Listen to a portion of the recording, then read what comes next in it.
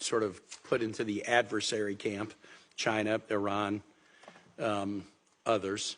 But Mr. Abramowitz mentioned in particular nations like India, with which we have a strong relationship, or Saudi Arabia, one a democracy, one a monarchy.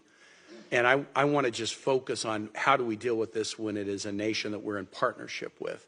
And I want to use India as an example. I'd like to introduce into the record an article from the Wall Street Journal, December 2, foiled plot to kill U.S. Sikh is linked to murder of a Canadian activist. Without objection, be clear in the record. And I want to read the first two paragraphs of the letter. I think members of the panel understand this, but I just want to make sure the public does.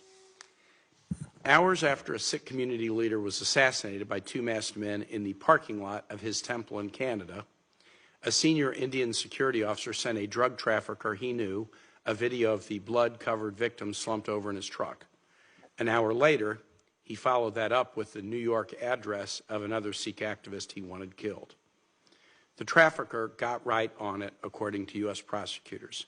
He passed on the video and other messages to a purported hitman who had already accepted a $15,000 advance payment for the contract killing on U.S. soil and suggested there could be more such work. Quote, "We have so many targets," he told the hired gun, who he didn't know was really an undercover U.S. law enforcement officer.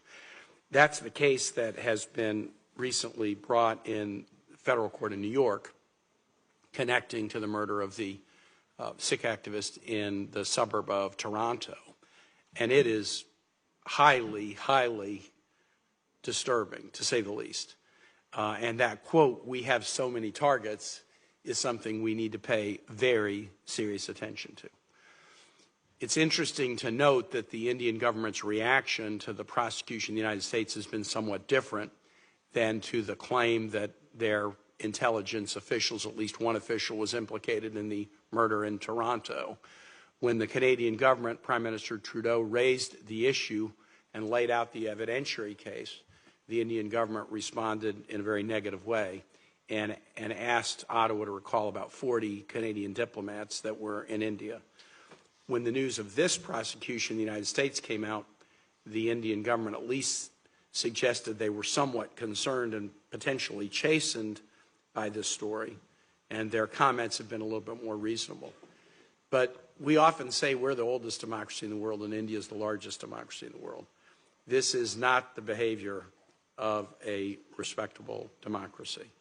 And I would like you to just use this as use the Indian example when we're dealing with a nation that we have such strong connections to. We have military connections, economic connections, connections of family. Our Indian-American diaspora community in the United States is such an important part of who we are as a country.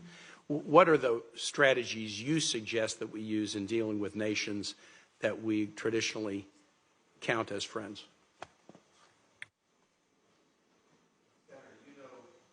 Microphone. Sorry, can you do that better? Sorry about that. You know, what I can say on this, I honestly don't know more about these cases than is in the public record so far. This is all coming to light. It strikes me that one thing that's very important is to get more information about India's activities in democracies out there in the open. That strikes me as something that this body could obtain from sources within the U.S. government, I think, and to publicize as much as you can, so be transparent about what's going on. I would say the only other thing that I would add is that if you look at Freedom in the World, which is our canonical annual survey of political rights and civil liberties in the world, you see two broad trends. One is authoritarian countries kind of getting stronger, but you also see backsliding among established democracies. And clearly India is one of the cases that have been where there's been this kind of backsliding. So the kind of overseas activities that you are alluding to is also part of a backsliding, a democratic backsliding. Thank you. And just one last comment. I want to thank Ms. Gallagher for being here representing my profession, the legal profession. The targeting of lawyers who represent political dissidents, human rights activists, is a long-time strategy. There's a case decided by the U.S.